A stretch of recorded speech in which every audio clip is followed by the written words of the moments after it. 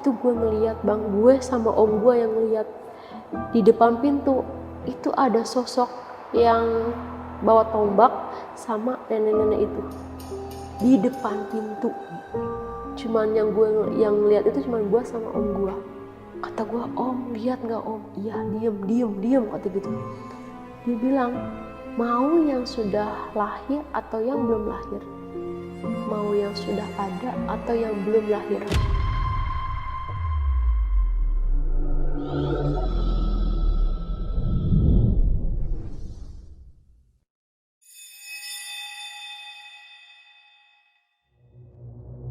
Halo semuanya, kembali lagi di Lentera Malam bareng gue Jamal. Dan di segmen Saksi Misteri kali ini gue udah kedatangan narasumber yang akan menceritakan tentang pengalaman horornya ketika dia menjadi korban pesugihan. Nah, kita sapa dulu aja. Di sini udah ada Sherly. Sherly, apa kabar, Sher? Alhamdulillah baik bang. Baik ya. Oke, Sher, ini lu mau ceritain tentang lu menjadi korban pesugihan. Ini gimana nih? Maksudnya kenapa nih? Kok bisa sampai terjadi seperti itu? Jadi ini kisah nyata gue. Yang awal mulanya itu kakak gue ngajakin gue ke daerah Jawa. Gue nggak tahu ternyata kakak gue mau melakukan pesugihan. Oke. Itulah kenapa lu menjadi korban pesugihan ini. Nah, di dalam pesugihan itu kan selalu ada dampaknya ya. Ini dampaknya apa yang lu terima nih, Sher? Wah, banyak banget sih bang. Bukan ke gue doang, bukan ke kakak gue doang, tapi ke keluarga gue juga gitu. Sampai ada yang meninggal dunia. Di tahun berapa ini, Sher? Itu di tahun 2012 awal mulanya. Yaudah, buat kalian yang penasaran sama cerita lengkap dari Sherly, simak videonya sampai habis. Tapi sebelum itu, buat teman-teman yang pengen jadi narasumber di Lentera Malam sama seperti Sherly, kalian bisa langsung DM aja ke Instagramnya Lentera Malam, itu ada di @lenteramalam.id. Dan jangan lupa juga untuk mampir ke Spotify kita, itu ada di Lentera Malam Podcast Horor. Untuk linknya juga gue taruh di deskripsi. Oke, kalau gitu buat kalian yang penasaran sama cerita lengkap dari Sherly, tonton video sampai habis. Dan tanpa basa-basi lagi, Saksi Misteri, kita mulai.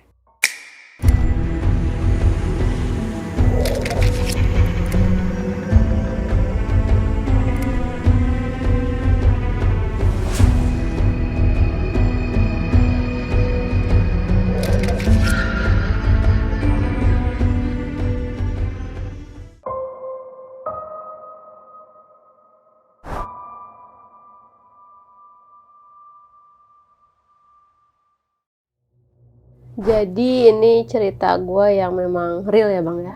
Ini kisah nyata gue yang sampai detik ini tuh belum pernah bisa gue lupain. Dan kenapa gue cerita kayak gini, karena gue pengen orang-orang tuh nggak melakukan gitu, nggak melakukan hal yang sama apa yang pernah gue lakuin. Gitu, intinya kayak gitu. Ini cerita pesugihan ini di tahun 2012 pas gue baru lulus sekolah. Jadi dulu itu memang perekonomian keluarga gue emang lagi turun banget, lagi bener-bener gak stabil.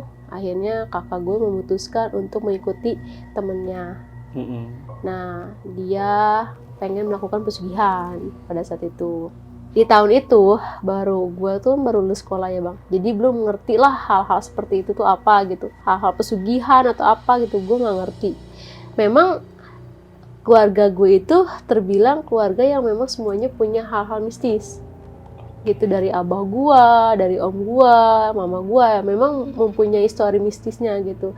Tapi kan karena gue juga masih baru lulus sekolah, jadi nggak ngerti-ngerti banget gitu, apalagi soal pesugihan. Jadi gue diajak lah sama kakak gue. Sebenarnya bukan kakak gue, tapi dia sepupu gue, tapi udah dianggap keluarga sendiri. Jadi udah gue anggap kakak sendiri gitu. Dia ngajakin gue ke Jawa Tengah.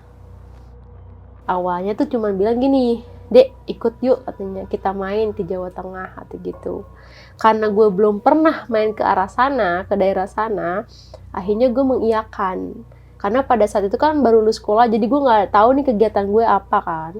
Mau cari kerjaan juga kayaknya masih belum kepikiran gitu. Tapi yang diajak cuma lu doang? Iya. Anggota keluarga yang lain nggak? Nggak ada. Oke. Dia sama temennya 2 orang. Jadi kita berangkat 4 orang lah ke sana. Nah, karena awalnya kakak gue cuma bilang buat main, nggak buat ngapa-ngapain lagi gitu. Jadi gue mah have fun aja. Terus perjalanan juga ya enjoy gitu, gue nikmatin. Nyampe sana itu sekitar jam 4 sore. Ih, enak banget Bang di sana tempatnya. Banyak gunung-gunung gitu. Memang di daerah gue juga kan di Bogor dingin gitu, tapi di sana lebih sejuk. Kayak pemandangan baru gitu yang gue lihat kan. Nah, nyampe sana itu sekitar jam 4 sore. Gue itu diajak ke satu rumah. Nah, gue pikir itu rumahnya kakak gue kan, teman kakaknya. Gue tuh manggil kakak gue tuh AA ya. Jadi gue pikir tuh, oh mungkin ini rumah temannya dari AA gue. Ya udah tuh gue mah nggak ada kepikiran yang aneh-aneh. Gue di sana foto-foto, masih ada fotonya juga. Terus makan di sana karena udah disediain gitu, ngeteh. Nah, malamnya itu barulah kakak gue cerita. Dek sini, kata gitu, AA mau ngomong. Kata gue apa? Jadi niat AA kesini ngajakin Dede itu untuk melakukan pesugihan. Gue langsung bengong dong. Awalnya kan gue nggak ngerti nih pesugihan apa. Kata gue pesugihan itu apaan? Begitu kan. Barter kata gitu. Jadi dia itu akan membarter sama jin yang ada di situ. Menukar gitu menukar. ya. Kata gue menukar apa? Begitu kan. Intinya Dede cuma melakukan apa yang AA suruh. Nanti setelah semuanya selesai, berhasil, apapun keinginan Dede AA turutin, kata gitu. Umur segitu diiming-imingin yang kayak apa ya? Maksudnya diiming-iming yang ini yang itu tuh kayak iyain aja ya kan. Dia tuh bilang, Dede mau beli apa? Mau beli motor, mau beli HP baru, AA beliin, kata gitu. Kata gue, emang AA mau ngelakuin apa? Emang Dede harus ngelakuin apa juga gitu. Yaitu AA mau melakukan hal barter. Jadi AA mau ngasih sesuatu ke jin, jin bakal ngasih sesuatu ke AA gitu. Gue masih belum paham banget Bang, masih nggak ngerti banget gitu. Itu apaan sih maksudnya gitu kan. Pokoknya Dede tuh cuma melakukan hal sedikit lah buat AA katanya. Oh ya udahlah, emang Dede harus apa? Dede harus melakukan ritual. Ritual? Kata gue, ritual apaan nih? Gitu. Memang kalau misalkan di keluarga gue, memang setiap malam Jumat itu kita melakukan ritual Bang. Kayak nyediain kopi pahit, kopi manis gitu. Nah gue pikir seperti itu. Ritualnya ritual biasa yang pernah keluarga gue lakukan gitu. Terus kata kakak gue ini hampir sama. Tapi bedanya Dede ada di satu ruangan sendirian gitu. Sendirian. Sendiri? Iya. Terus gue pikir, tapi nggak bakal kejadian apa-apa kan? Kata gue gitu kan. Nggak bakal terjadi apa-apa. Tapi cuman sekali doang kan? Iya sekali doang kata gitu. Tapi bener kan? Gue bakal dibeliin ini. Iya katanya. Lu nggak ngerasa takut pada saat itu? Nggak ada. Karena nggak ada kepikiran kalau gue tuh bakal ketemu ini, nggak bakal, nggak ada Bang. Yang gue pikirin tuh pertama kakak gue udah janji mau beliin gue ini nih gitu. Oke lah kata gue lakuin. Nanti, nah di situ itu kan ada sosok bapak-bapak nih. Mungkin kalau sekarang tuh dibilangnya dukun kali, dukun di situnya. Bapak-bapaknya bilang, Dok, kalau emang udah bersedia, nanti jam 1 malam dimulai ritualnya. Gue udah mulai deg-degan sih, jam 1 malam ya kan. Kata gue kenapa nggak sekarang aja, gue gituin. Itu memang persyaratannya itu harus 3 kali ritual. Yang pertama itu di rumah, yang kedua nanti di gua, yang ketiga di rumah sendiri.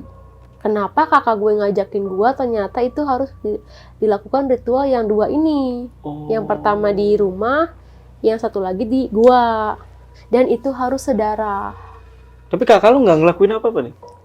Gue dulu nih yang ngelakuin. Jadi pas malam itu tuh sekitar jam 8, jam 9 tuh gue disuruh tidur tuh. Nggak, Dede tidur aja, nggak usah mikir yang aneh-aneh, kata gitu. Ya udah gue mah tidur kan, sambil main HP ya kan, karena dingin banget di sana. Gue tidur, jam 12 gue dibangunin. Dek bangun katanya. Gue dikasih air hangat, terus disadarin, terus nggak lama sih bapak-bapak itu datang. Keluar dari kamarnya tuh, gimana Dok, udah siap belum? Kata gitu. Kata gue, ya siap nggak siap sih sebenarnya, kata gue. Cuma gue pikir kan, di ruangan ini kan, di dalam rumah, apa yang bakal gue takutin gitu. Tapi boleh gak sih kasih gambaran rumah itu gimana nih, Sel? Rumah itu kayak rumah-rumah di desa ya bang ya, kayak masih rumah biasa gitu, yang masih pakai bilik, tau nggak bilik? Ya masih pakai bilik begitu, terusnya juga biliknya juga bolong-bolong gitu loh bang, masih kelihatan luar gitu. Terus di sana juga lebih ke lampu inian, lampu apa namanya tuh, lampu kayak lentera gitu, tapi yang kecil. Tapi ada lampunya, cuman ada juga beberapa yang pakai lampu lentera gitu. Nah udah gitu sekitar jam 12-an kan gue dibangunin. Ya itu gue mikirnya tuh di ruangan ini nggak bakal terjadi apa-apa ya kan. Dan kakak gue juga di samping gitu kan. Akhirnya setelah jam 1 teng nih, Dek udah siap kan kata gitu. Udah insya Allah gituin kan. Gue dianterin dah tuh ke ruangannya. Jadi di situ ada 3 ruangan. Yang satu ruangan gua buat tidur, yang satu ruangannya si bapak-bapak itu, yang satu ruangan ritual itu bang. Masuk dah tuh kan gue ke ruang ritual itu. Itu sama persis bang ritual yang pernah sering gue lakuin di rumah gue. Ada kopi manis, kopi pahit, ada bunga, terus ada juga apa namanya foto-foto ya kayak ratu-ratu gitu. Terus ada beberapa keris juga. Pokoknya benda-benda mistis lah di situ. Ruangannya tuh nggak terlalu besar bang, nggak terlalu besar. Jadi gue duduk di sini itu tempat sesajen. Nah di depan sesajen itu ada space tempat duduk gitu. Di sebelahnya itu ada kurus-kurus banyak, di sininya ada foto-foto gitu kan. Nah gue disuruh duduk lah di situ. Udah kamu duduk di sini. Nanti kalau ada yang datang bilang aja Nyai gitu, dan kamu jelasin apa maksud kamu. Dari situ gue udah dek aja. Siapa yang datang kata gue. Udah pokoknya Nduk gak usah takut katanya gitu. Gue udah ya Allah nih ada apaan ya gitu. Udah mulai deg-degan dong. Gue pikir tuh bakal ada yang datang tuh dari pintu gitu bang ya kan. Gue duduk dari pintu datang ya kan, duduk gitu. Masih berpikiran kayak gitu. Si bapak-bapaknya itu keluar. Gue duduk di situ sendirian dengan lampu yang minim banget, pakai corong kecil itu di depan gua, dan semuanya terlihat gelap. Oke, jadi pencahayaan dari corong itu doang. Iya, di corong itu. Itu gue duduk aja. Awalnya nggak kerasa apa-apa sih bang, kayak udaranya juga dingin banget ya. Jadi masih kayak angin seliwir-seliwir doang gitu kan. Gak lama gue ngerasa ruangan itu tuh membesar. Kan kita ngerasa ya ketika kita masuk ruangan itu kecil tuh kerasa banget kan. Itu bener-bener membesar bang, kayak bukan di ruangan itu. Gue tuh kayak ada dimensi lain gitu. Aneh, bener-bener aneh. Itu bener-bener kayak luas banget, gue kayak nggak tahu ada di mana. Itu tiba-tiba gue ngeliat di sebelah kiri gue itu ada cewek bang datang. Cewek datang, ya itu kuntilanak. Kuntilanak, dia lewat, kepalanya udah segini, udah tinggal mau putus gitu. Dia lewat aja lewat. Itu kan di ujung gue kan kelihatan ya bang ya, meskipun itu pencahayaannya kecil, tapi karena dia pakai baju putih kelihatan dong. Dia lewat pelan banget dah. Itu gue nggak bisa gerak, nggak bisa apa. Gue mau lari juga gimana, gue nggak bisa gerak, gue nggak bisa apa. Di situ gue cuman ketakutan, nahan banget gitu. Setelah itu sebelah kanan gue pocong bang. Itu bayangin, gue ngerasanya itu kayak ada di hutan, bener-bener hutan, dan itu gelap gulita gitu. Ya Allah ini apaan kata gue. Itu mereka tuh kayak lewat aja gitu, pada lewat. Nah nggak lama dari situ kan di depannya sesajen itu kan ada space gitu kan. Sebelahnya itu sosok yang bener-bener gimana ya, bikin gue tuh pengen pingsan gitu melihatnya.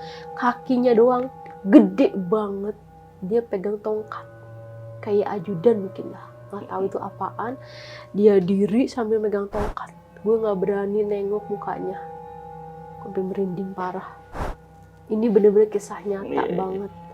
Kata gue, astagfirullahaladzim, itu apa? Gue nggak berani ngeliat ke atas gitu, karena gue ngeliat kakinya aja itu udah berbulu semua. Bukan kayak King Kong, bukan. Dia kayak manusia tegak gitu, tapi berbulu. Sambil pegang tongkat. Setelah itu di sampingnya kan ada yang space gitu, tiba-tiba ada sosok duduk, nggak tahu dari mana. Dia duduk sila pakai jubah hitam kayak gini nih, jadi segini. Sedangkan kan lampu kan di tengah kita kan, di tengah gua, jadi kelihatan lah gitu. Dia baru nanya pakai bahasa Jawa ya, Indonesianya kamu siapa, kamu dari mana, mau apa kesini, kata gitu. Karena di sana gue bener-bener nggak bisa bahasa Jawa, gue bilang, maaf Nyai, saya nggak ngerti bahasa Jawa, gituin kan. Akhirnya dia pakai bahasa Indonesia tapi dengan logat Jawa banget gitu, masih logatnya logat Jawa gitu. Gue jelasin, saya Sherly Nyai dari Bogor, saya kesini untuk membantu saudara saya, gitu. Dia diem, tiba-tiba dia ngeluarin tangan, bang. Itu gue ngeliat tangannya, bang, tengkorak hitam, bener-bener hitam. Gimana sih tengkorak tapi yang udah kayak gosong gitu loh. Kan kelihatan ya, bang, karena kan ini lampu gua gitu, dia nyedorin gini kan kelihatan nih. Tiba-tiba di sini ada 3 gepok uang. Wajir. Awalnya nggak ada, dia pas keluarin tangan tiba-tiba ada 3 gepok di situ. Dia bilang, ini yang kamu mau, Nduk? Gue bilang iya, karena gue udah nggak tahu mesti ngomong apa lagi. Otak gue juga udah ketakutan, ya bayangin gue samping kiri kanan setan, di sebelahnya si Nyai itu udah kayak apaan gitu. Pokoknya intinya biar cepet, udah gue bilang iya aja. Kata gue, iya Nyai, iya gitu. Nah setelah itu dia bilang, nanti kita ketemu lagi. Dia sebut ngomong kayak gitu? Ya, nanti kita ketemu lagi. Tapi kalau untuk sosoknya memang, kan tadi lo bilang, iya, ini kan dia pakai kayak jubah gitu ya. ya. Pakai jubah. Tapi memang terlihat seperti Nyai. Nggak kelihatan dari nadanya aja sih. Nadanya seperti nenek-nenek yang udah kurang lebih ya udah 90 tahunan lah. Yang serak-serak gimana sih? Iya. Gitu. Tapi untuk wujudnya si nenek-nenek itu nggak kelihatan.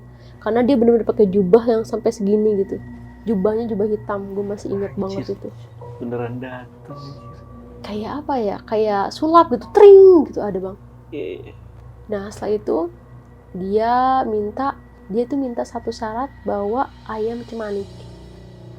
Dia minta bawa ayam cemanik. Jadi setelah kita ritual yang ketiga nanti nih, gue harus motong dengan tangan gue sendiri ayam cemanik. Wah, gila, gila. Setelah semuanya udah selesai nih, tiba-tiba dia ngilang. Si sosok yang sebelahnya itu yang pegang tongkat udah ngilang. Dan ruangannya kembali seperti semula, bang. Gue mimpi atau apa ya gitu. Karena sebelumnya gue belum pernah, bang. Gue cuma pernah ngeliat kayak sekelebatan. Kalau kuntilanak gue pernah lihat. Cuman kalau untuk sosok yang seperti itu tuh belum pernah gue lihat. Sosok yang apalagi yang di sampingnya tuh yang bawa tongkat tuh. Duh, gue nggak kebayang dah kalau gue ngeliat mukanya. Jadi sebenarnya permasalahannya ini adalah gue udah ngebayangin tuh pasti mencekam banget sih suasananya yang lu alamin pada saat itu. Bukan karena, ya tadi kan lu sempet bilang ada pocong, ada kuntilanak, ya tetap aja itu suasananya tuh yang bikin wah merinding tuh pasti. Iya, dan kalau di kampung itu tuh rumahnya tuh masih belum padat gitu loh, bang. Jadi masih kayak ini rumah, terus ada space jauh, berjarak jauh gitu, ada rumah lagi gitu. Jadi kebayangkan rasanya sunyinya kayak gimana. Nah setelah itu udah tuh gue keluar kan, gue udah ngos-ngosan tuh di situ. Terus kata si abahnya ini bilang, gimana Nduk, katanya udah ketemu. Kata gue, kalau gue tahu yang ketemu beginian, ogah gue yang namanya ritual gitu kan. Karena kan udah terlanjur, yang gimana lagi kan. Terus kata gue gini, nanti si nyainya minta ayam cemanik gituin. Terus kata AA gue, iya nanti AA cariin katanya gitu. Yaudah Dede sekarang tidur dah katanya. Gue nggak tidur sih sebenarnya ya, tapi gimana ya kata gue, kalau nggak tidur juga mau gimana, daripada gue kepikiran terus kan. Akhirnya gue tidur tuh.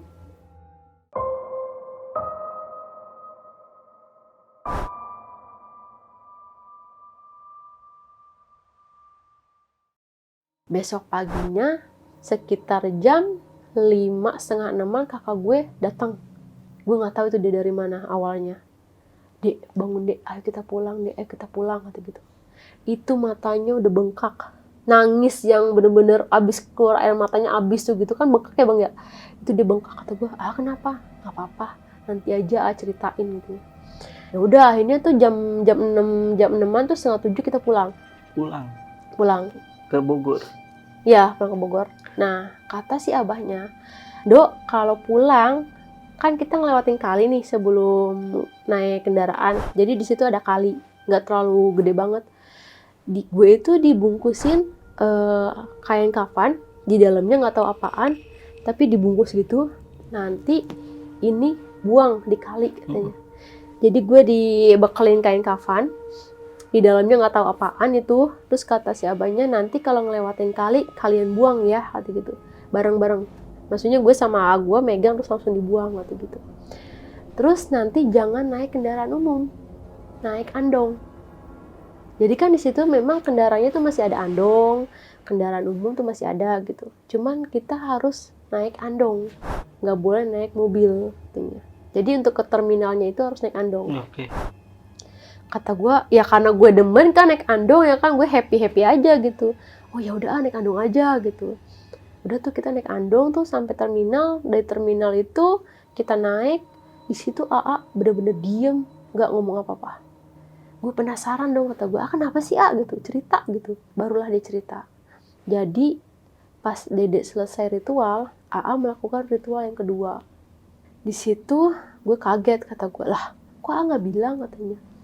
AA ngelakuin ritual kedua, dia dengan membawa beberapa sesajen. Jadi di rumah si abahnya itu di belakangnya ada gua bang, ada bukit gitu, tapi bukan gunung, bukit.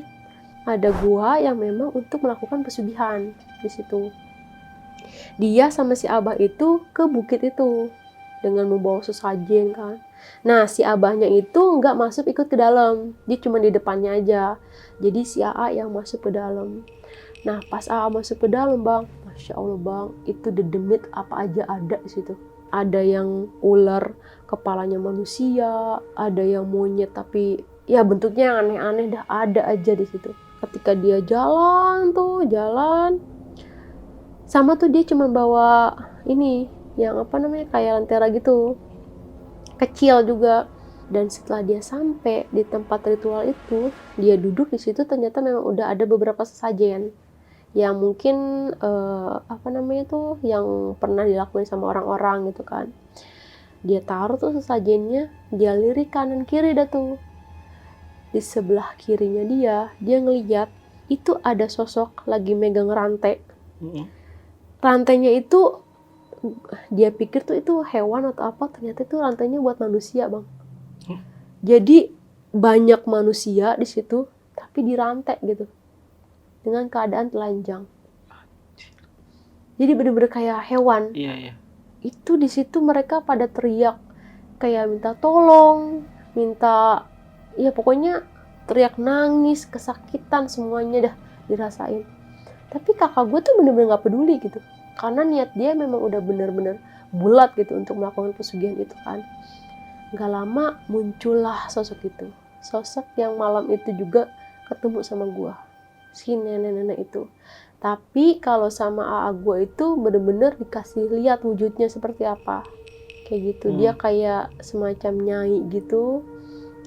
Terus udah gitu sampingnya ternyata bener-bener kayak sosok yang apa ya, genderuwo bukan, tapi sosok manusia, tapi mukanya tuh muka hewan gitu bang, dengan bawa tongkat gitu.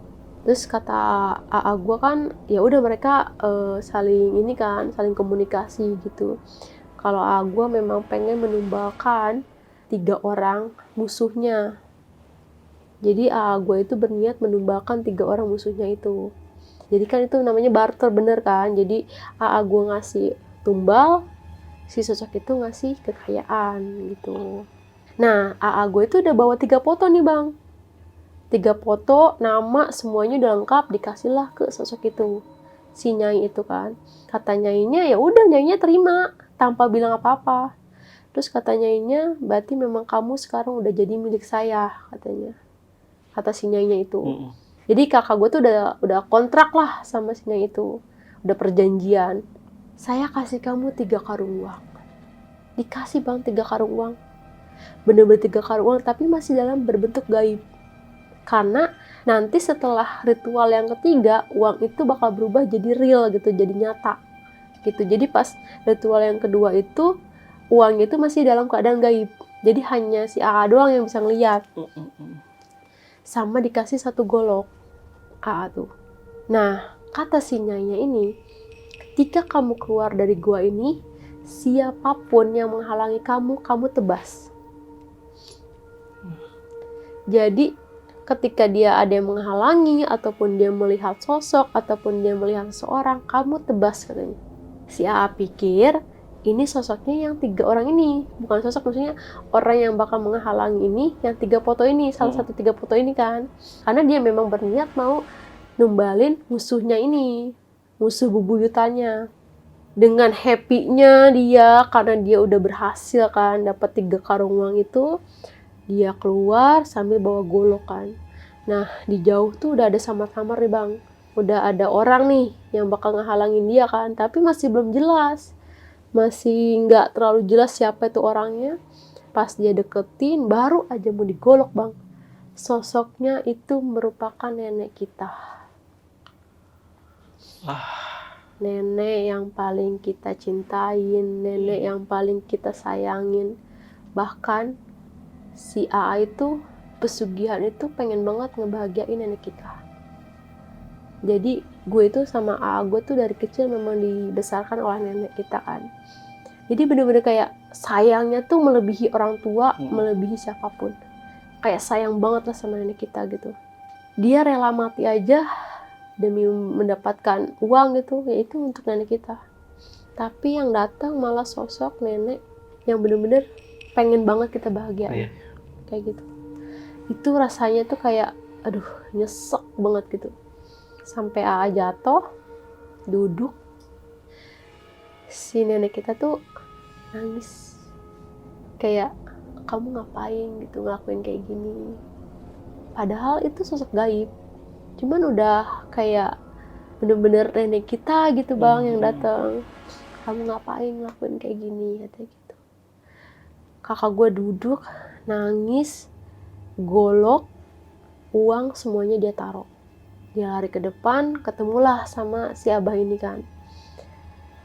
Tanpa bilang apapun, dia bilang, saya mau pulang bah. Mungkin si abahnya tahu atau kayak gimana, gue gak ngerti. Nah, pas pagi-paginya itu kenapa dia ngajakin gue buru-buru pulang? Karena ada kejadian itu. Gue sampai, ya udahlah gitu. Mungkin emang jalannya nggak seperti ini. Mungkin memang Allah masih ngasih kesempatan kita gitu untuk bertobat atau apa gitu kan. Gue di jalan juga sampai, untungnya lu tuh nggak sampai tergiur gitu.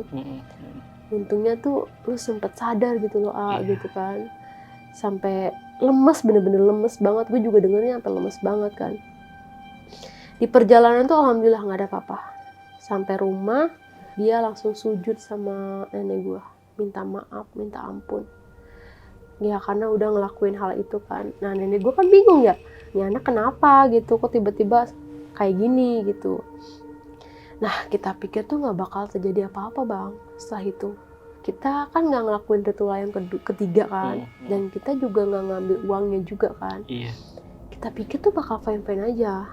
Kata gue, ya udahlah kita juga nggak ngelanjutin ritualnya. Ternyata kita salah di situ.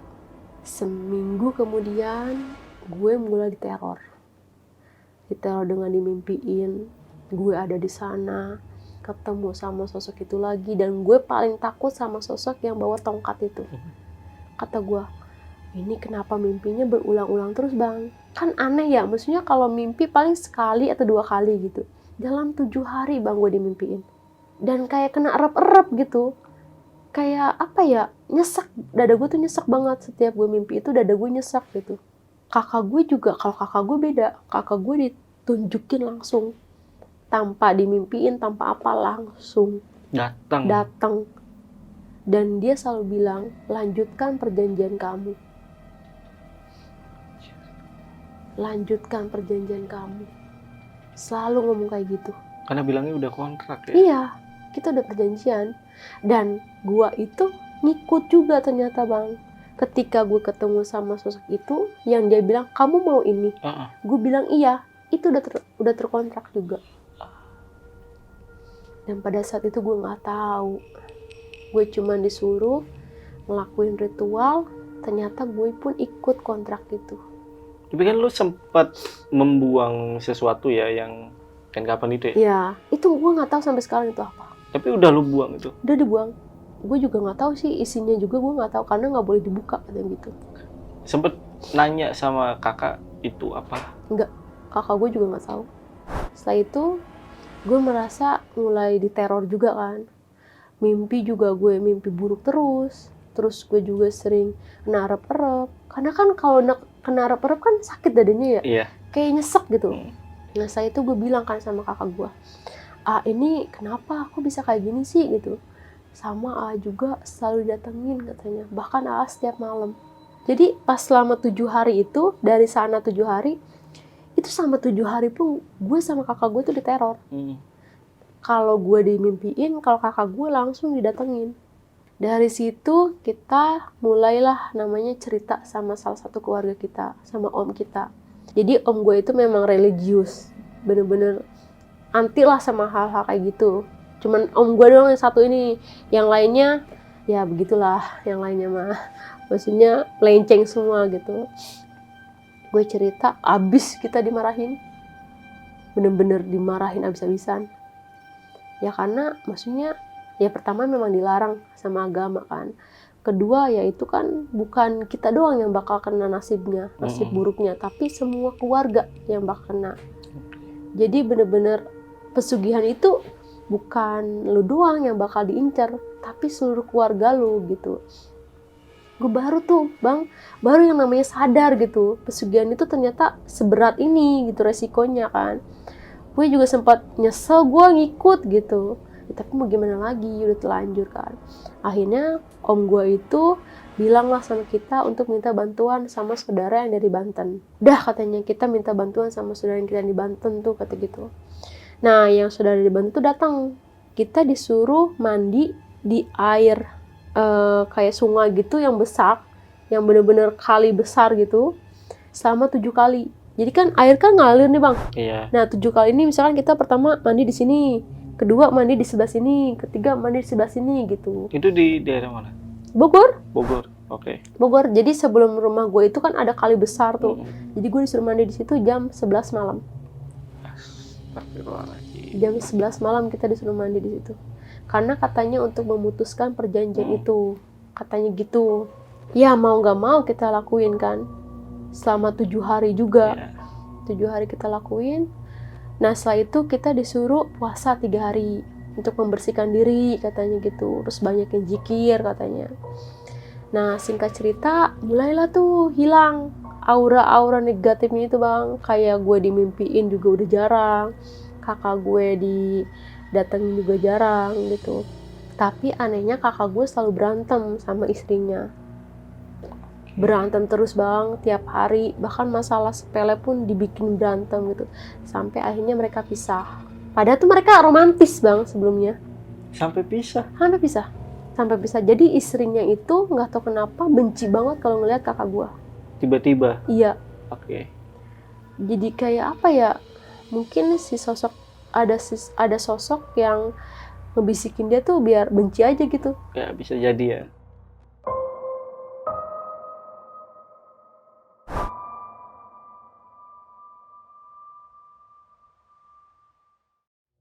Udah tuh singkat cerita, gue ke Jakarta nyari kerjaan terus dia juga nyari istri baru.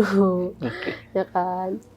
Terus pas gue di Jakarta tuh gue kerja itu gue baru banget di rolling ke salah satu perusahaan lagi. Jadi gue pertama kerja di daerah Jakarta Selatan, dipindahin lagi ke Jakarta Utara gitu. Nah di situ itu perkantoran bang. Perkantoran jadi orangnya tuh kayak nggak terlalu banyak orang kan. Cuman orang-orang itu aja gitu yang kita lihat. Nah ada suatu saat gini, ketika gue lagi break itu gue bener-bener sendirian, nggak ada temen, nggak ada apa, gue cuma lagi ngeliatin HP. Tiba-tiba ada bapak-bapak datang, katanya, "Dek, itu samping kamu siapa?" Kata gue tengok-tengok dong, "Siapa, emang nggak ada pak, saya sendirian." "Itu di samping kamu." Kata gue, "Bapak bercanda," gitu kan, karena memang nggak ada siapa-siapa, gue cuma di situ cuma sendirian gitu. Kata dia, "Di samping kamu cewek pakai baju keraton." Kata gue, "Lah apaan sih pak, nggak ini banget dah," kata gue kira tuh dia bercanda gitu bang, karena gue sebelumnya belum pernah ngelihat ada cewek pakai keraton lah, baju keraton tuh nggak pernah sama sekali. Nah dia bilang, "Itu kayaknya ngikutin kamu terus, dan dia bilang sama saya dia pengen banget ketemu kamu." Kata gue, "Ketemu saya? Ya udah wujudin aja," gue gituin kan. "Nggak bisa, kamu harus melakukan ritual." "Ritual lagi aja," kata gue. "Terus dia mau ngapain ketemu gue gituin kan." "Dia mau ngasih kamu kekayaan." Dimingin-mingin lagi. Iya, Okay. tapi gue nggak inget bang. Gue nggak inget sama gue yang pernah ngelakuin pesugihan itu. Pada saat itu? Nggak inget gue, karena udah beberapa tahun kemudian. Iya. Ya kan? Gue nggak inget sama sekali, ke arah situ gue nggak inget. Gue pikir itu sosok ini tuh dari abah gue yang ngasih ke gue. Kata gue, apa dia dari abah gue gitu kan? Karena kan yang gue tahu kan sosok yang di sana itu nenek-nenek, bukan sosok putri kayak gini kan. Sosoknya kayak gimana bang? Gitu kan. Sosoknya itu dia pakai mahkota, terus pakai baju segini, rambutnya panjang dan cantik katanya gitu. Udah tuh gue nggak hirauin. Kata gue, itu mah paling halusinasi lu doang bang, gituin.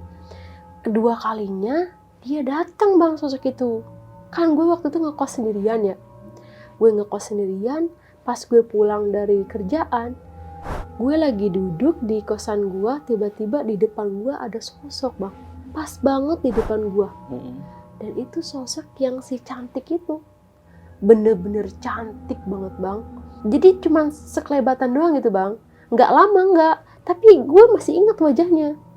Kata gue, apa itu yang dikasih tahu sama bapak-bapak tadi ya, gue gituin. Udah tuh, gue tidur kan di situ. Nah, besokannya ketemu lagi sama si bapak-bapak itu. Padahal dia itu nggak kerja di situ. Oh, lo nggak tahu siapa itu ya? Iya, gue nggak tahu. Kata gue, apa dia kerja di sini apa enggak, gue nggak tahu kan. Dia datang lagi dan dia bilang lagi, "Ser," dia langsung tahu nama gue. "Serly, samping kamu pengen ketemu kamu." Kata gue, ya udah gue harus ngapain nih biar gue ketemu dia, gue gituin kan. Karena gue udah mulai percaya, karena gue ngeliat dong, ya kan pas pulang kerja itu gue ngeliat. "Kamu cukup puasa 3 hari. Yang kedua puasanya biasa, yang ketiga mati geni." Apa itu? Jadi mati geni itu nggak boleh makan, nggak boleh minum, nggak boleh tidur, nggak boleh keluar selama 24 jam. Gue kira sampai mati. Aduh. Oh, atau gue nggak bisa di sini dong. Mati geni. Kata gue, waduh, ini banget ya. Maksudnya kita puasa 2 hari yang biasa aja udah gimana ya kan. Itu puasa mati geni gitu. Nah, nanti ketika lu buka puasa, lu makannya sama bubur merah, bubur putih gitu. Dan ternyata si bapak-bapak itu juga orangnya orang bisa gitu loh bang. Jadi paham lah masalah-masalah kayak gituan.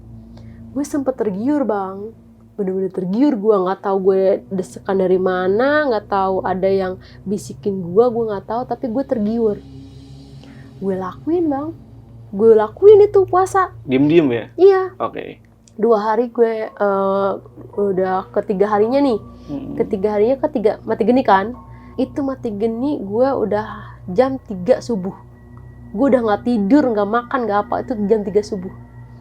Gue izin nggak kerja, karena kan nggak boleh kemana-mana. Gue izin nggak kerja jam 3 subuh, gue lagi nonton TV, tiba-tiba temen gue datang, batalin kata gitu. Padahal gue nggak ngomong sama siapa-siapa. Bang. Tiba-tiba temen gue datang, dia ngemarah-marahin gue, "Batalin nggak lu?" kata gitu. Kan gue kaget dong. Kata gue, "Lah lu tahu dari mana gue lagi puasa? Batalin." Gitu. Gue tanya, kata gue, "Lu tahu dari mana gue puasa? Kakek lu datang ke gua," katanya. "Suruh nyadarin lu," kata gitu. Gue langsung lemes di situ. Udah tinggal dikit lagi ya. Berapa jam lagi bang? Iya. Kan anehnya temen gue yang nggak tahu selak beluk gue, yang gue pun nggak terlalu deket sama dia, tiba-tiba dia datang nyuruh gue batalin, dan dia bilang katanya dia dimimpiin sama kakek gue, suruh bilangin ke gue katanya batalin kata gitu. Karena kalau gue lanjut ya berarti otomatis gue nyambung lagi ke sana. Padahal lu tinggal makan bubur. Iya, Merah, bubur merah bubur bubur putih ya? udah gue sediain bang, Ah. udah gue bikin malah. Terus jadinya lu makan bubur kacang hijau? Enggak. Bubur ayam.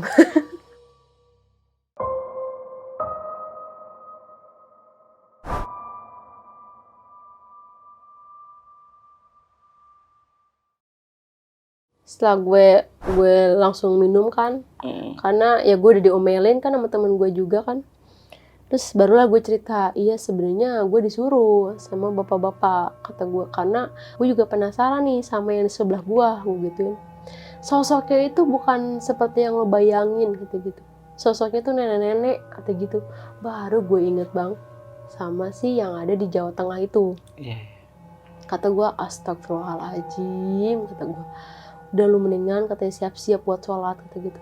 Udah tuh gue udah sholat subuh kan, gue di situ kayak diem aja bang, kayak ya Allah gue goblok amat gitu kan, maksudnya masih aja gitu terpengaruh.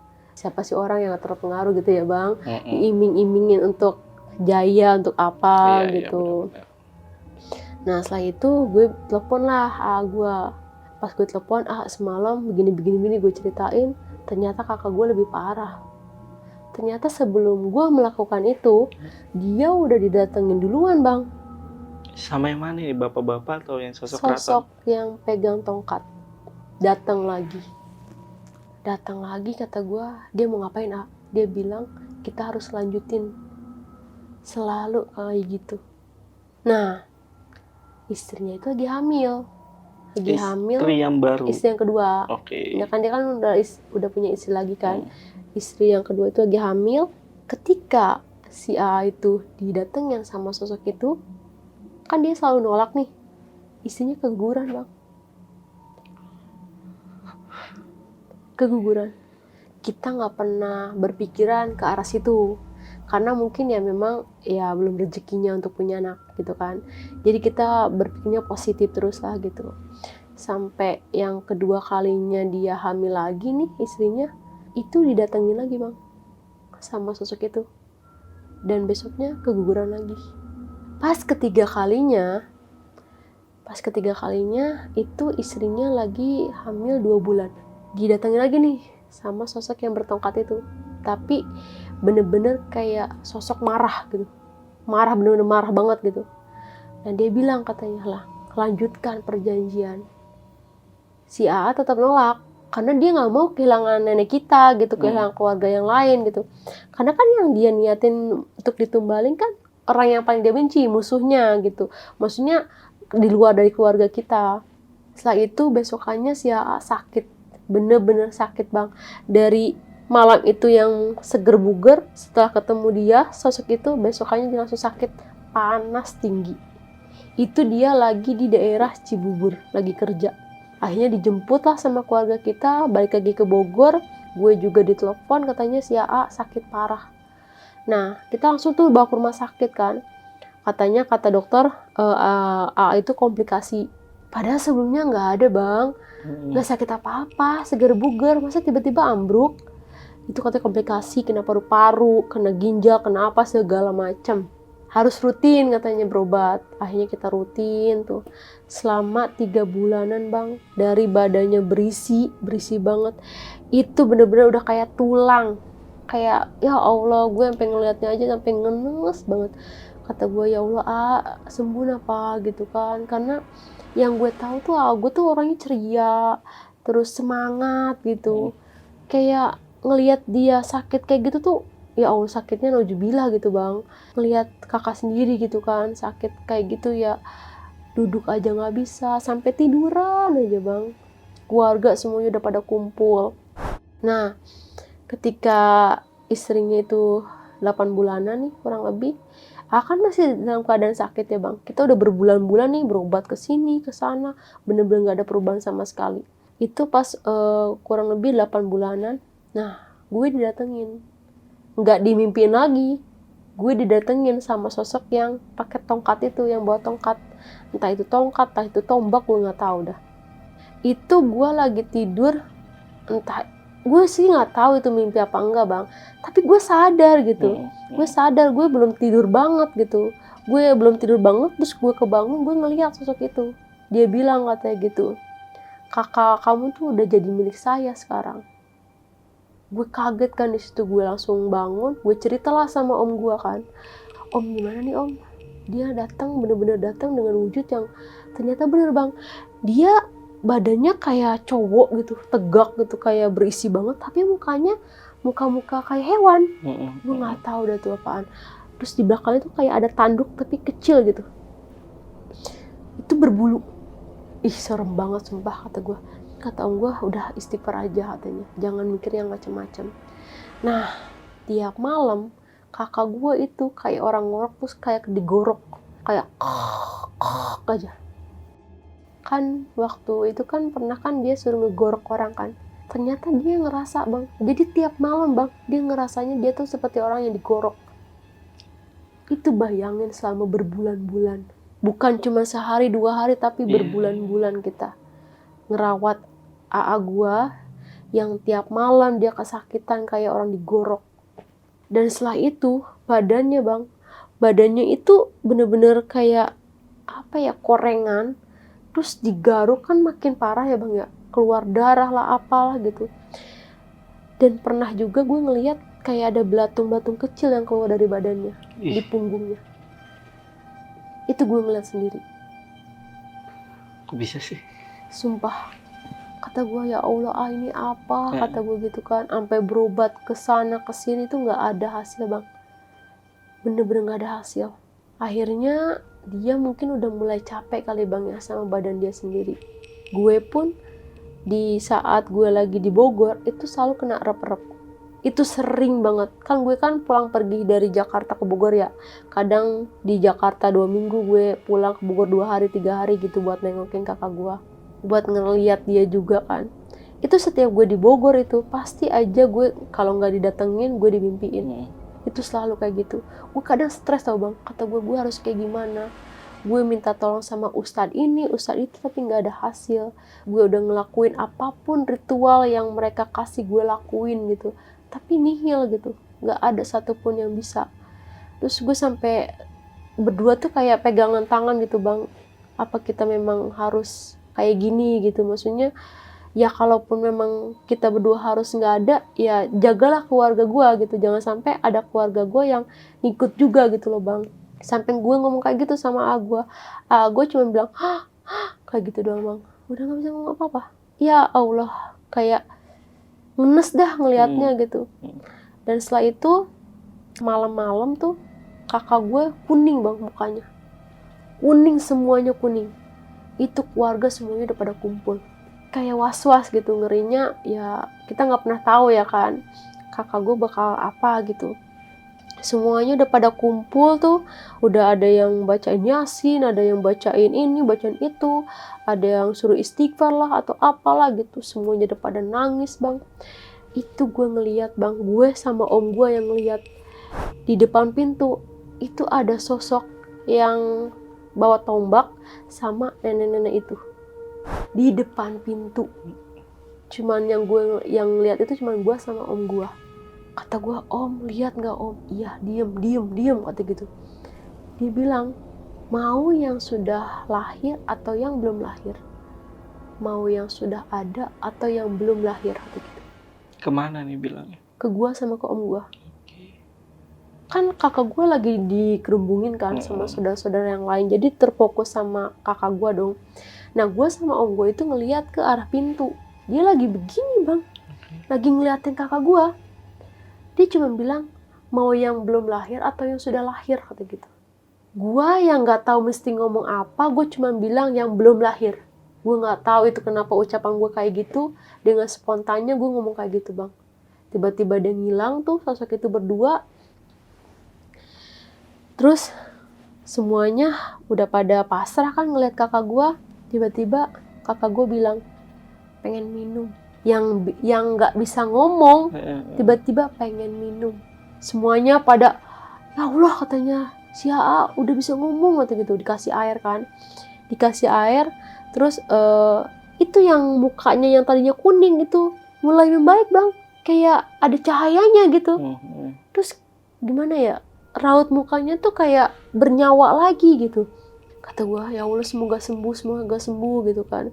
Dan istrinya kan di samping dia kan, sambil nangis, sambil mijitin, sambil meluk gitu kan.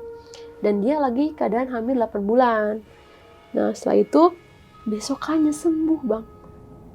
Kakak gue, dia bisa duduk.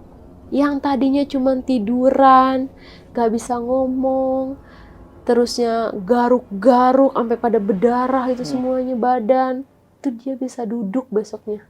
Besok pagi dia duduk. Dan dia minta makan. Itu selama hampir 3 bulan dia cuma makan makanan bayi itu yang sun. Tapi pada saat itu dia makan nasi bang. Makan nasi. Kan kita semuanya seneng dong. Ya Allah ini semuanya kayak ngucapin alhamdulillah gitu loh. Kakak gue sembuh gitu kan. Gue juga sampai kaget kan. Gila instan juga ya. Maksudnya dari koma, bener-bener ya mungkin udah terlihat koma kali ya bang ya. Tiba-tiba besokannya bisa duduk dan dia minta nasi. Iya. Kata gue astagfirullahaladzim. Kayak ya alhamdulillah banget lah gitu. Dia tuh dikasih nasi. Terus dia juga minta susu, minta apa. Pokoknya apapun yang dia minta kita kasih semuanya.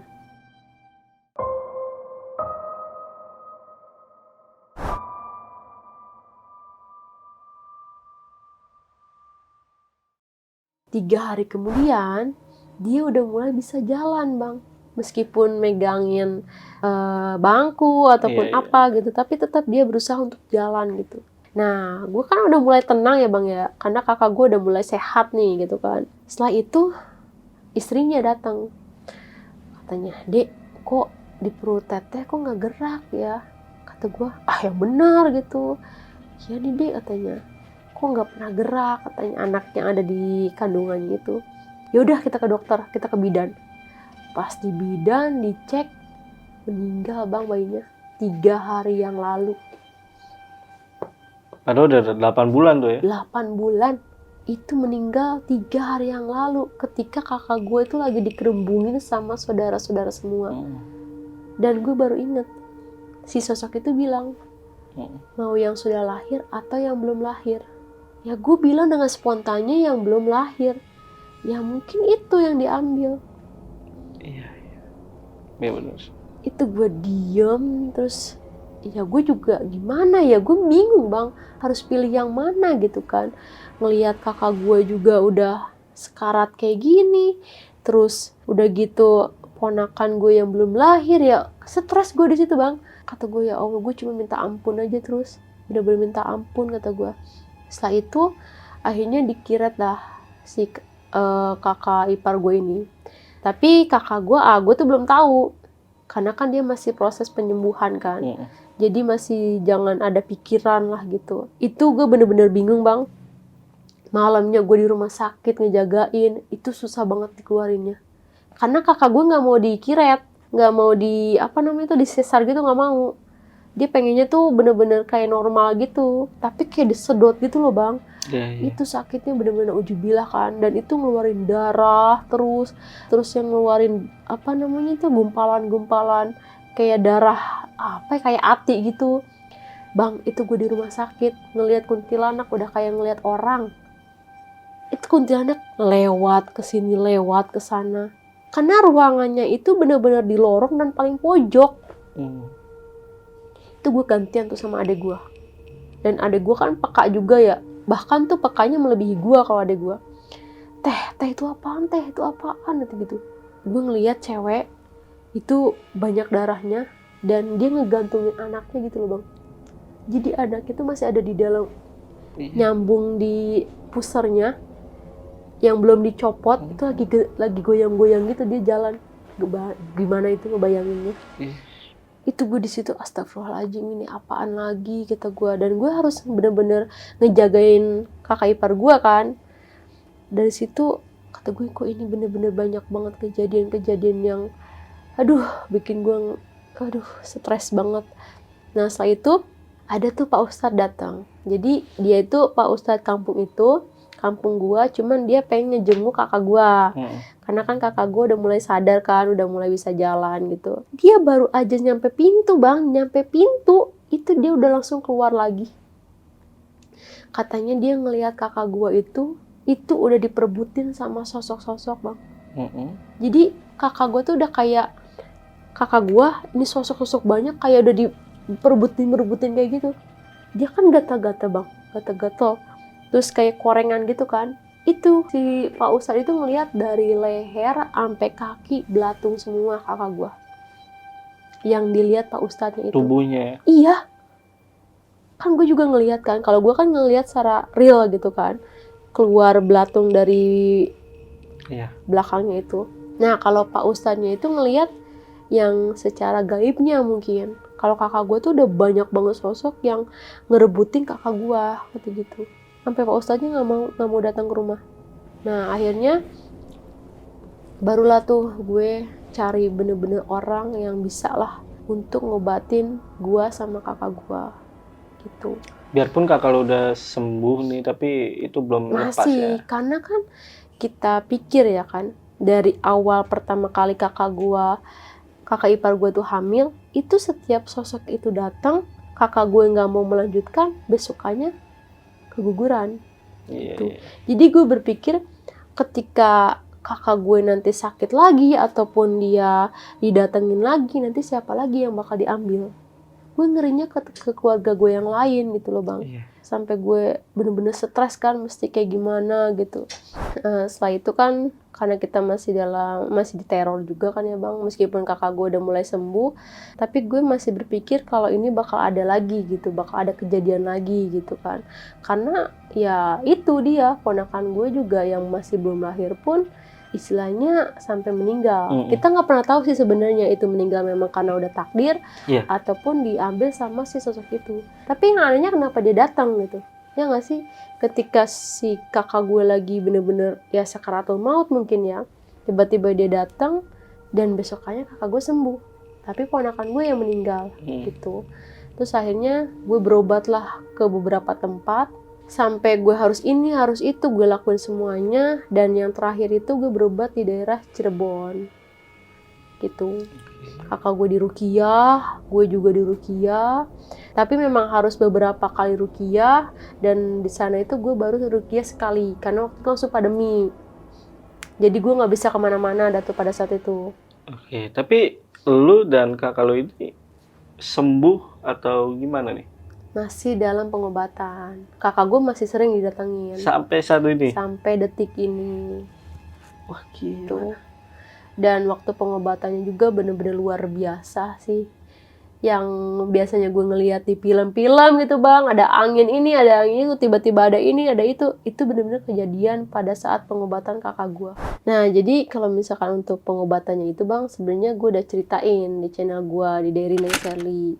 Jadi gimana cara pengobatannya, terusnya video-videonya juga gue udah share juga. Ketika kakak gue lagi di ruqyah, dia kejang-kejang, tiba-tiba ada angin, ada petir, itu bener-bener gue ceritain semuanya di channel gue gitu. Karena itu masih panjang banget. Masih panjang. Yang ini sih udah panjang banget sih. Dan buat teman-teman yang penasaran, itu kalian langsung aja ke channel Diary Neng Sherly untuk cerita tentang pengobatannya, Sher. Iya, pengobatan untuk memutuskan perjanjian pesugihan itu. Tapi masalahnya sampai sekarang pun belum sembuh ternyata. Belum sembuh. Anjir, gue baru tahu nih, Sher. Aduh, bener-bener emang jadiin pelajaran juga sih, Bang. Ya untuk teman-teman semuanya tuh jangan sampai dah, bener-bener jangan pernah melakukan pesugihan apapun ya, Bang ya. Karena resikonya bukan cuma untuk kita, tapi untuk orang-orang terdekat kita, untuk keluarga kita juga. Gitu. Bahkan keluarga yang nggak tahu pun kena imbasnya gitu, Bang. Kayak gitu. Sebenarnya banyak banget kejadian yang gue alami, keluarga gue alami, tapi mohon maaf gue nggak bisa nge-up di sini gitu. Nah, Sher, di awal cerita itu lu bilang ritual ini yang biasa dilakukan sama keluarga lu.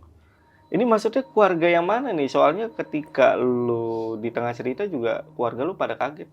Kenapa bisa melakukan ritual pesugihan ini? Tuh. Itu keluarga dari nyokap sih bang, dari mama gua. Memang dari abah gua pun mempunyai ilmu spiritual gitu. Oke. Ilmu spiritual untuk penyembuhan, untuk ini, untuk itu. Pokoknya segala macem lah gitu abah gue melakukan ritual itu. Bahkan setiap hari tuh ada aja yang datang yang minta bantuan sama abah gue gitu.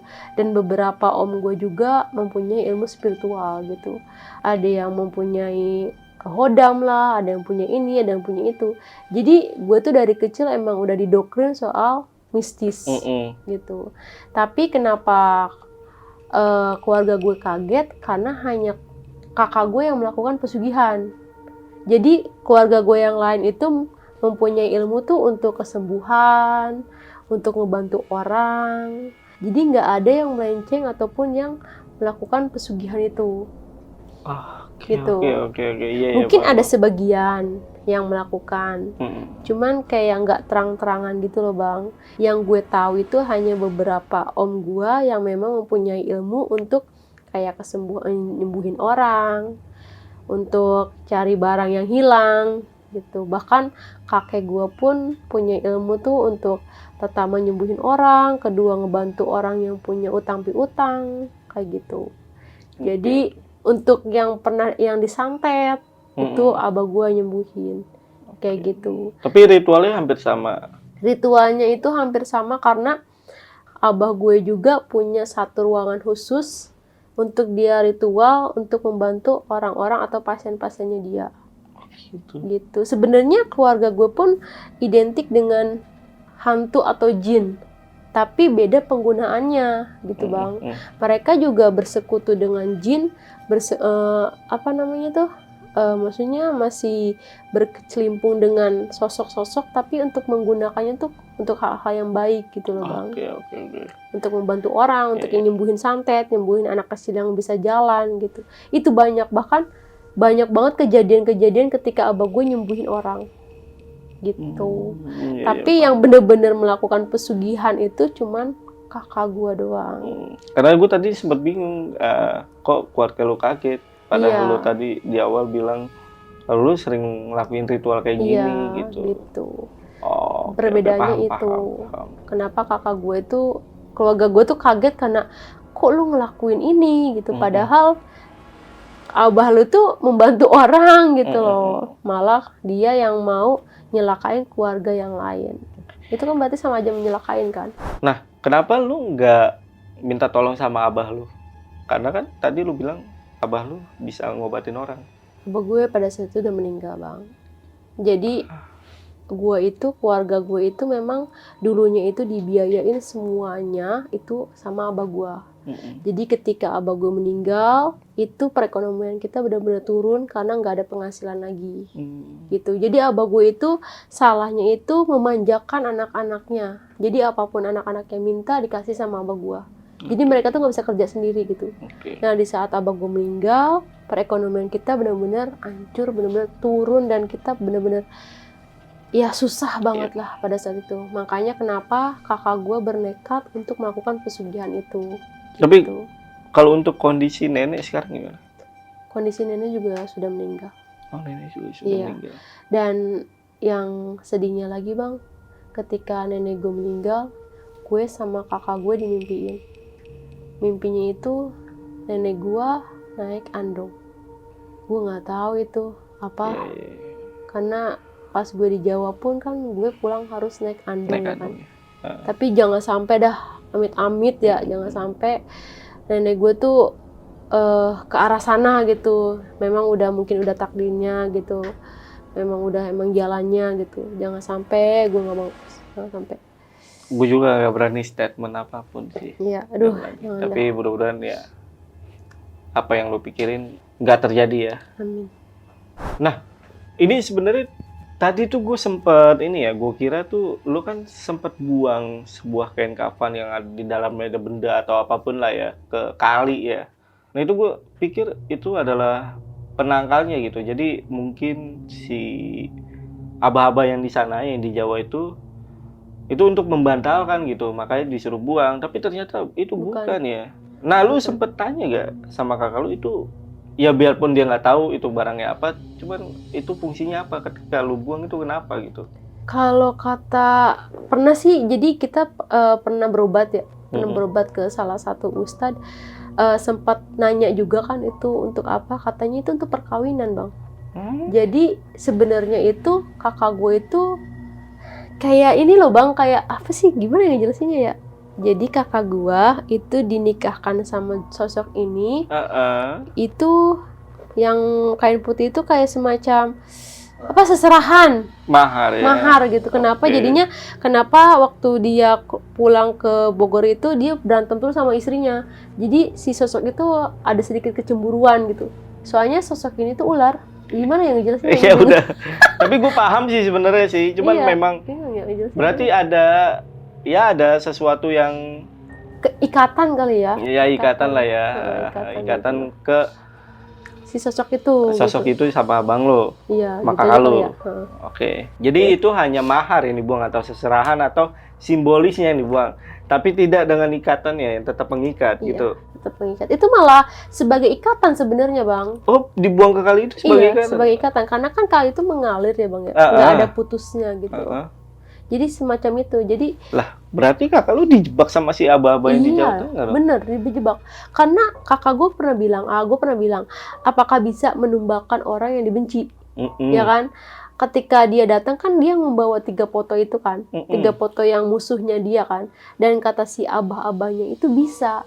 Tapi ternyata yang diambil kan malah salah satu keluarga kita. Iya, anjir, plot twist. Karena itu yang gue bingungin. Plot twist banget nih. Ternyata si abah yang di Jawa Tengah itu yang menyebab lo berdua ya. Iya, dengan iming-iming yang gak bakal terjadi apa-apalah setelah ini.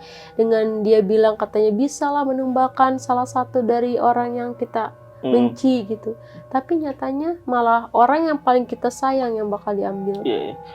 Oh ini gue sampai lupa loh. Itu kabar, itu kan lo berempat ya? Itu kabar 2 temennya gimana itu? Nah, kabar 2 temennya itu dia juga ternyata melakukan ritual. Tapi bedanya si cowok ini bawa ceweknya yang sedang hamil. Nah, dibawalah ke sana kan, ke Jawa Tengah. Itu ada ritual lagi. Ternyata si temen kakak gue ini yang cowok itu menumbalkan anak yang ada di dalam perutnya si ceweknya itu. Dan itu bener-bener berhasil gitu. Dia berhasil? Berhasil. Kaya nih dia nih? Kaya. Makan bubur merah setiap hari dia? Enggak. Bubur merah. Tapi berarti lu pulang gak sama mereka ya? Sama mereka. Sama mereka juga? Sama mereka. Sebenarnya kan yang melakukan ritual pertama itu kan kakak gua nih.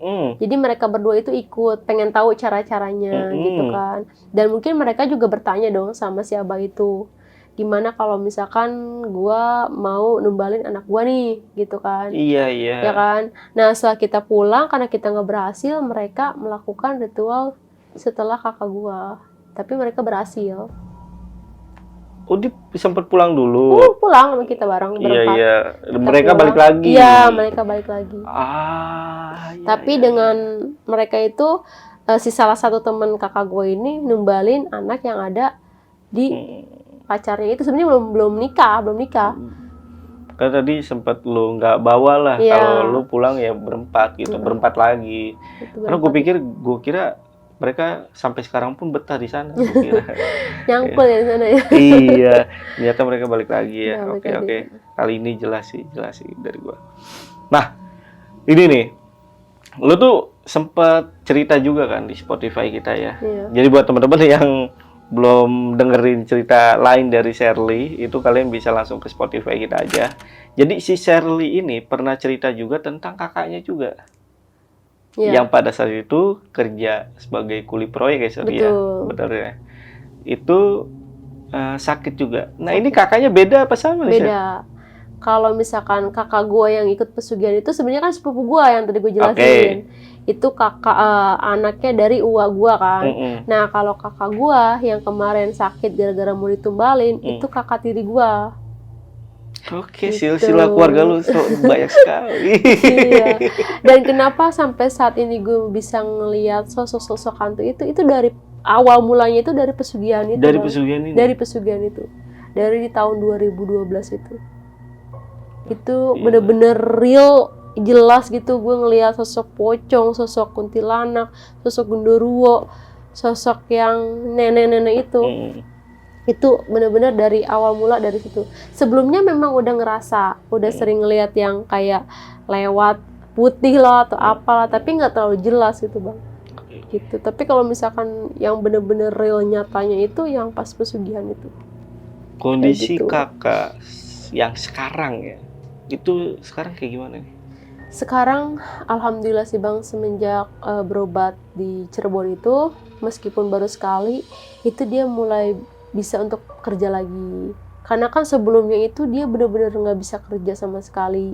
Dia sakit-sakitan terus dia juga sering kayak orang linglung gitu, Bang. Dia nggak tahu nih kadang dia siapa gitu. Kadang dia tiba-tiba ada di mana gitu. Itu kita kadang khawatir banget ya, Bang, ya. Namanya dia kan masih muda ya. Terus sudah udah punya pengalaman kayak gini gitu, pahit kayak gini kan.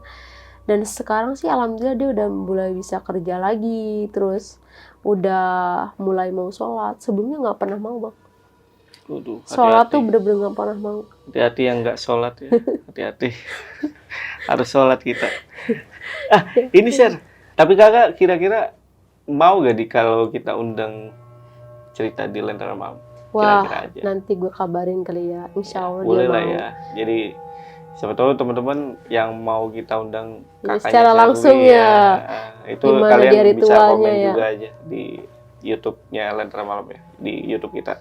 Nah, tadi lu sempat bilang kalau cerita tentang pengobatan kan ada di channel lu nih ya. Tapi gue pengen nanya sedikit nih soal itu.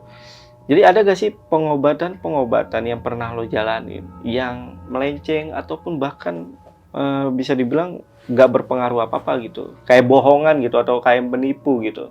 Banyak, Bang. Banyak ya? Banyak banget itu. Karena kan dari awal gue berobat kan nggak 1, 2 ya. Bahkan mungkin puluhan gue datengin gitu. Dan itu semuanya nihil. Kadang ada orang yang bilang, gue bisa nih ngobatin lu gitu. Tapi dengan catatan, gue harus melakukan ritual-ritual yang aneh. Apa tuh? Gue harus nyari ayam cemaniknya lah. Padahal kan udah jelas, kalau ayam cemanik itu ayam yang dipengenin sama sosok itu. Ya kan? Tapi si orang itu bilang, gak apa-apa katanya, kasih aja ayam cemaniknya. Dan ada lagi yang minta mahar sekian. Dia minta mahar sekian dan dia menjanjikan untuk gue sembuh sama kakak gue. Berapa? Itu hampir puluhan juta. Dan kita udah ngasih, Bang.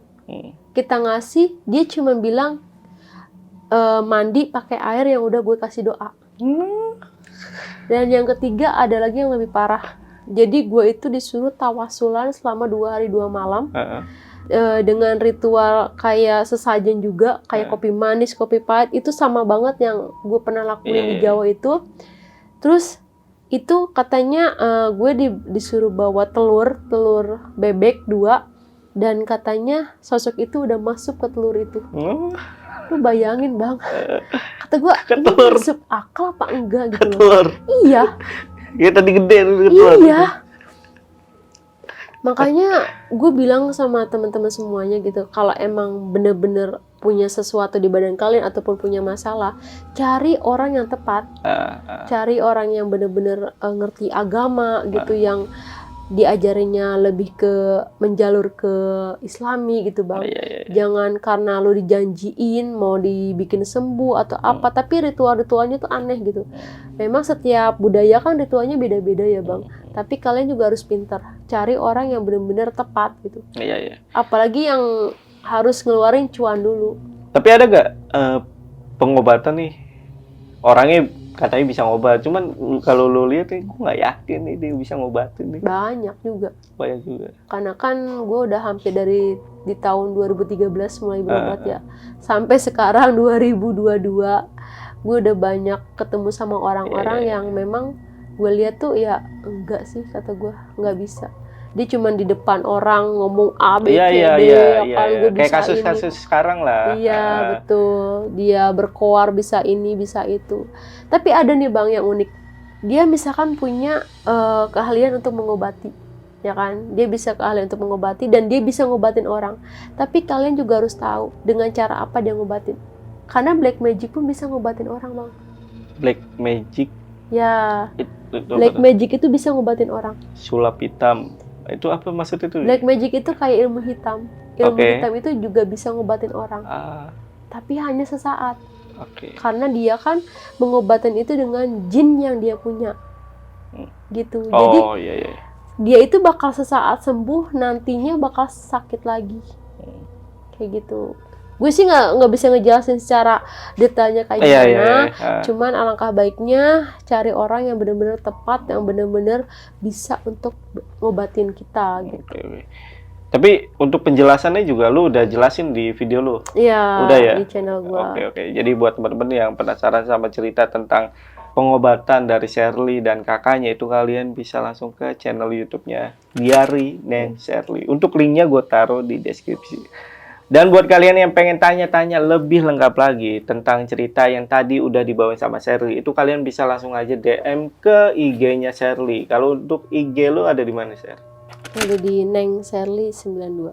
Oke, untuk linknya juga gue taruh di deskripsi. Yaudah, untuk video kali ini gue rasa cukup ya, Sher. Thank you udah datang ya untuk kesekian kalinya nih, Sher. Terima kasih Cerita juga. di Lentera Malam, Dan jangan mohon maaf kapok ya. jika ada kesalahan kata ya, Bang. Iya, iya. Ya udah, gue Jamal dari Lentera Malam izin pamit dan Sherly Indrawati dari Diary Neng Sherly. izin pamit juga.